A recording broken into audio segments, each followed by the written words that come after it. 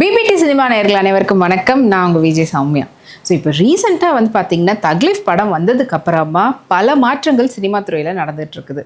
இந்த படத்தில் வந்து மணிரத்னமும் கமல்ஹாசன் அவர்களும் கிட்டத்தட்ட 35 இயர்ஸ்க்கு அப்புறமா சேர்ந்துருக்குறாங்க. அப்படின்னால பெரிய எதிர்பார்ப்போட படத்தை பார்க்க போனவங்களுக்கு பெரிய டிசப்பாயின்மெண்ட் தான் கிடச்சிருந்தது. அதுலேயும் முக்கியமாக இதில் சிம்பு அவர்கள் அவருடைய படம் ரிலீஸ் ஆகி 2 இயர்ஸ் கழிச்சு இந்த படத்தில் இருக்கிறனால சிம்புடைய ஃபேன்ஸ்லாம் கொண்டாடிட்டு இருந்தாங்க. எஸ், சிம்பு அவர்களுடைய படம், அதுவும் இல்லாமல் கமல்ஹாசன் அவரோட நடிக்கிறாரு. எப்படி வந்து சிம்பு சின்ன வயசுலேருந்து நடிச்சிட்டு இருக்கிறாருன்னா கமல்ஹாசன் அப்படியே ஃபாலோ பண்ணி வர்றாரு அப்படின்ற மாதிரிலாம். அண்ட் அது எல்லாத்துக்கும் வந்து பெரிய ஒரு மன உளைச்சலோட வெளியில் வர மாதிரி தான் ஆயிருந்தது சிம்புடைய ஃபேன்ஸ்க்கெலாம். ஆனால் இப்போ வந்து பார்த்தீங்கன்னா சிம்புவுக்கு இது ஒரு ப்ளஸ்ஸா மைனஸா அப்படின்னு தெரியல. பட் ஆனால் மணிரத்னமுக்கு ஒரு பெரிய மைனஸ் ஆகி போச்சு.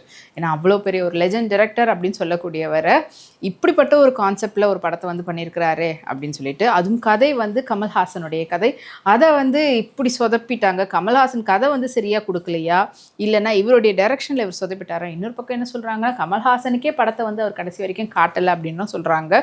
அண்ட் இதில் எந்த அளவுக்கு உண்மைன்னு தெரில. அதை விட படம் ரிலீஸ்க்கு முன்னாடியிலேருந்தே எல்லாருடைய காதுகள்லையும் அப்படியே ரிங்காரம் விட்டுட்டு இருந்த பாடல்னா விண்வெளி நாயகா, முத்தமழை, இந்த பாடல்லாம் திரையில் பார்க்கும்போது மிஸ் பண்ணிட்டோமேன்றது படத்துக்கான ஒரு பெரிய ஃபயர் ஆயிடுச்சுன்னு தான் சொல்லி ஆகணும். ஏன்னா நம்மளுடைய ஏஆர் ரஹ்மான் அவர்கள் அவ்வளோ அமேசிங்கான ஒரு சாங்ஸ்லாம் போட்டு கொடுத்தாரு. நான் போட்ட பாட்டை இப்படியா பண்ணுவீங்கன்ற மாதிரி அவரே வந்து என்ன பண்ணுறது, என்னதான் இருந்தாலும் அவர் தான் இன்ட்ரோ பண்ணார் மணிரத்னம். ஸோ எப்படி வந்து ஓப்பனாக கேட்குறதுனால கொஞ்சம் இன்டெரக்டாக ஒரு சில விஷயம்லாம் பண்ணுறாரு, அது பார்க்கும்போதே தெரியுது. அண்ட் ஃபைனலி இப்போது இந்த படம் அடி வாங்கினதுனால சூப்பர் ஸ்டார் ரஜினிகாந்த் அவர்களுடைய கூலி படத்துக்கான ரெஸ்பான்ஸ் எப்படி இருக்கும்ன்றதுல ரஜினிகாந்த் அவர்களே வந்து கொஞ்சம் பயப்பட ஆரம்பிச்சிட்டாராம். ஏன்னா இப்படிப்பட்ட ஒரு லெஜண்ட் காம்போ அவங்களதே வந்து அடி வாங்கியிருக்குது. ஸோ மக்கள் என்ன மாதிரியான ரெஸ்பான்ஸ் கொடுக்கறதுக்கு தயாராக இருக்கிறாங்க. இப்போ நம்மளுடைய படத்தில் ஏன்னா லோகேஷ் கனகராஜுடைய ஒர்க்கிங் ஸ்டைலில் விக்ரம் படம் வந்து சூப்பர் டூப்பர் ஹிட் ஆயிருந்தது கமல்ஹாசனோட. இப்போ நம்மளோட இது ஒர்க் பண்ணும்போது இந்த நேரத்தில் இந்த மாதிரியான கதைக்களத்துக்கு மக்கள்கிட்ட ஆதரவு எப்படி இருக்க போகுது, அதுவும் இல்லாமல் மற்ற ஸ்டேட்ஸில் எந்த அளவுக்கு ரெஸ்பான்ஸ் வந்து கிடைக்க போகுது. ஏன்னா இப்போ வரைக்கும் வந்து பார்த்திங்கன்னா மற்ற ஸ்டேட்ஸ்க்கான டிஸ்ட்ரிபியூட்டர்ஸ், அதாவது அங்கே ரிலீஸ் பண்ணுறதுக்கான ரைட்ஸ் வந்து இன்னும் சேல் ஆகாமல் இருக்குது. அண்ட் அது ஒரு பக்கம். அண்ட் இவங்களுடைய காம்போவில் முக்கியமாக மணிரத்னம் அவர்களோட ரஜினி வந்து அடுத்த படம் பண்ணுறதுக்கான பேச்சுவார்த்தைலாம் நடத்திக்கிட்டு இருந்தாங்களாம். இப்போ ரஜினி அவர்கள் அவர் பக்கம் திரும்பாத அளவுக்கு மணிரத்னம் பக்கமே நான் திரும்பலப்பா அப்படின்ற மாதிரி ஒரு பக்கம் அவர் அடுத்து யார் கூட படம் பண்ணலாம் அப்படின்ற மாதிரி அவர் யோசிச்சுட்டு இருக்கிறாரு.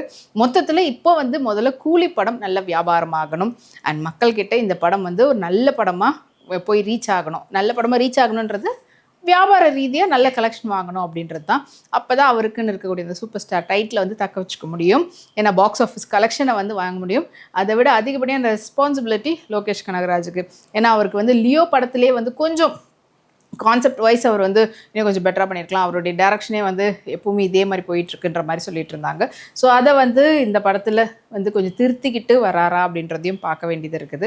இது இல்லாமல் இன்னொரு பக்கம் வந்து பார்த்திங்கன்னா சிம்பு அவர்கள் சொல்லியிருந்தோம்ல, ஸோ அவர் வந்து தக் லைஃப் படத்தில் நடிக்கிறதுக்காக அப்போது புறநானூறு படம் சூர்யா அவங்க கைவிட்டதுக்கு அப்புறமா இவருக்கு தான் வந்துதான். பட் இதையும் வந்து விட்டுட்டு கமல்ஹாசனோடு நடிக்கணுமேன்றதுக்காக அந்த படத்தை கைவிட்டோமே, இப்போ இப்படி ஆகிப்போச்சு. ஏன்னா இப்போ இதுக்கு அடுத்தபடியாக வந்து அவருடைய ஓன் ப்ரொடக்ஷன்லேயே அவர் வந்து ஒரு எபிக் மூவி வந்து அதுவும் வந்து ரெடி ஆகிட்டு இருக்கிறாரு.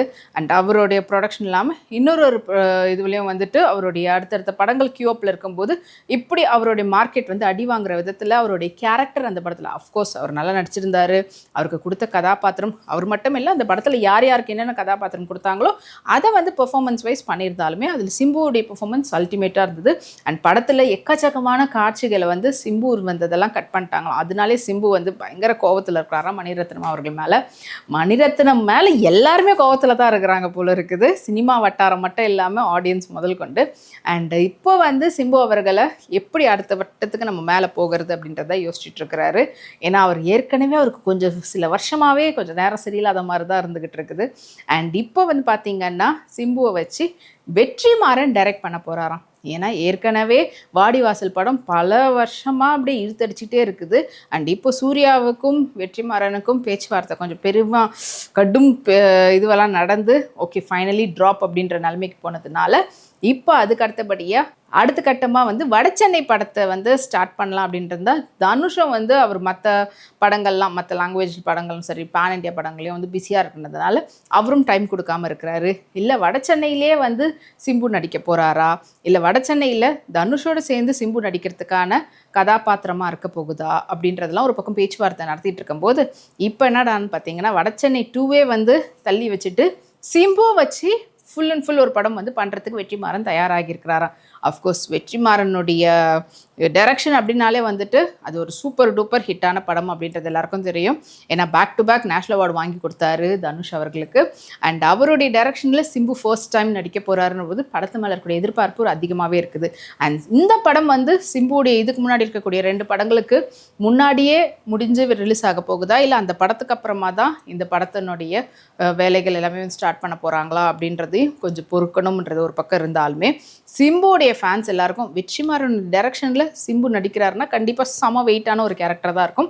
ஏன்னா இதுக்கு முன்னாடி சிம்புனாலே ஒரு ஆக்ஷன் பிளாக்கு, அவர் ஒரு ரொமான்டிக் ஹீரோ இப்படிலாம் இருக்கும். ஆனால் வெற்றிமாறனில் கேரக்டர் வைஸ் ஒரு படங்களும் இருக்கட்டும். ஏன்னா இப்போ அசுரனில் தனுஷ் பார்த்தீங்கன்னா அவ்வளோ ஒரு வயசான ஒரு கேரக்டரில் அப்படி வந்து அவருடைய பெர்ஃபார்மன்ஸ் வந்து கொடுத்துருப்பார். ஸோ அந்த மாதிரியான ஒரு கேரக்டர் ஓரியன்டான ஒரு ஸ்கிரிப்டாக இருக்குதுன்னும் போது சிம்புடைய ஆக்டிங் பெர்ஃபார்மன்ஸ் எல்லாருக்குமே தெரியும் சூப்பராக இருக்கும்னு. அவர் அந்த மாதிரியான ஏதாவது ஒரு டிஃப்ரெண்ட்டான கேரக்டரில் பண்ணுறாருன்னா அவருடைய ஆக்ஷன் பிளாக்கை தாண்டி அவர் ஒரு சூப்பரான ஆக்டர் அப்படின்றதுக்கான பேர் வாங்கி தர்றதுக்கு கண்டிப்பாக வெற்றிமாறனுடைய டைரக்ஷன் வந்து சிம்புவுக்கு பெரிய அளவில் உதவி பண்ணும். ஏன்னா அவரும் வந்து சின்ன வயசில் இருந்துருக்கிறாரு, அவரும் ஒரு நேஷனல் அவார்டு வாங்கினா தானே நல்லாயிருக்கும். அந்த காம்போ வந்து எப்படி இருக்க போகுதுன்ற எதிர்பார்ப்போட சிம்பு ஃபேன்ஸ் இருக்கிறாங்க. ஆனால் சூர்யாவுக்கு தான் என்ன ஆச்சுன்னு தெரிலங்க. கங்குவா படத்துக்கு அப்புறமா ரெட்ரோ மேலே ஒரு பெரிய எதிர்பார்ப்போடு இருந்தார். ரெட்ரோவும் வந்து அவருக்கு ஒரு மிக்ஸ்டான ரிவ்யூஸ் தான் கொடுத்தது. ஆர்ஜே பாலாஜியோடைய டைரக்ஷனில் இப்போ அடுத்த படம் இருக்குது. அண்ட் அது இல்லாமல் வாடிவாசல் எப்படியும் வந்து அவுட்புட் வந்துடும் அப்படின்னு எதிர்பார்த்தா வாடிவாசல் மறுபடியும் முட்டிக்கிட்டு நிற்கிது. அண்ட் சிம்பு அவர்களை வச்சு இப்போ வெற்றிமாறன் டைரக்ட் பண்ணி அந்த படம் வந்ததுன்னா சூப்பர். மேபி அதுக்கப்புறம் வாடிவாசலை சிம்புவே வச்சு பண்ணுறாரா அப்படின்ற மாதிரி இருந்தாலும் அதுவும் அல்டிமேட்டாக இருக்கும். அண்ட் சிம்பு அவர்களுடைய விட்டதுலேருந்து மறுபடியும் அவரும் ஸ்டார்ட் பண்ணணும்னு பார்த்துட்ருக்கிறாரு.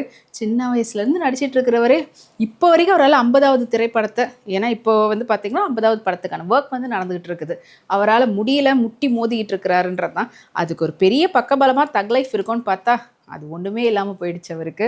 ஸோ இது மட்டும் இல்லாமல் வெற்றிமாறனுடைய டைரக்ஷனில் அடுத்தடுத்த படங்கள் வந்து சீக்கிரமாக வேலையை முடிக்கணும் அப்படின்னு அவர் வந்து பெரிய ஒரு பிளான் போட்டு வச்சுருக்கிறாரு. ஏன்னா அவருடைய ப்ரொடக்ஷன்லேயும் வந்து பார்த்திங்கன்னா அந்த படமும் ரிலீஸ் ஆகாமல் வெயிட் பண்ணிட்டு இருக்கிறதுனால இப்போ சிம்பு உள்ளே வர்றதுனால அஃப்கோர்ஸ் எஸ் வெளியில் வந்து சிம்பு தனுஷ் வந்து ஒரு பக்கம் ஃபேன் பேஸாக வந்து ஃபேன்ஸ் வந்து ரைவல்ரியாக இருந்தாலும் அதுக்கு மேலே நாங்கள் 2 பேர் நண்பர்கள் தான் அப்படின்ற மாதிரிலாம் அவங்க பேசியெல்லாம் பண்ணாங்க.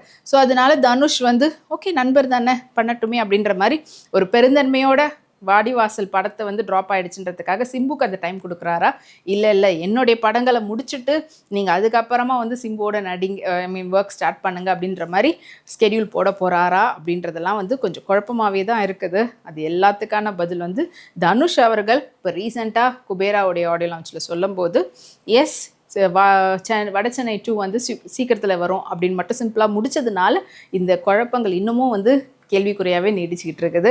இது எல்லாத்துக்கான பதில் வந்து அஃபிஷியல் அனௌன்ஸ்மெண்ட் வெற்றிமாறன் கிட்டேயோ சிம்பு கிட்டேயோ இல்லைனா தனுஷ் கிட்டேருந்து வரும்போது தான் தெரியும். மொத்தத்தில் தக் லைஃப் ஒரு படத்தினுடைய ரிசல்ட்னால ஒவ்வொருத்தருடைய கெரியர்லேயும் அண்ட் ஒட்டுமொத்த இந்த தமிழ் சினிமாவுடைய பிஸ்னஸும் மற்ற ஸ்டேட்டில் அப்படியே கொஞ்சம் முடங்கி போயிருக்குது. அதிகப்படியான ரேட் சொன்ன இடத்துலலாம் பார்க்கலாம்ப்பா வாங்கலாம்ப்பா அப்படின்ற மாதிரி தான் பக்கத்து ஸ்டேட்லலாம் அவங்களுடைய டிஸ்ட்ரிபியூஷன் ரைட்ஸ் வாங்குறதுக்கு யோசிக்கிறாங்களாம்.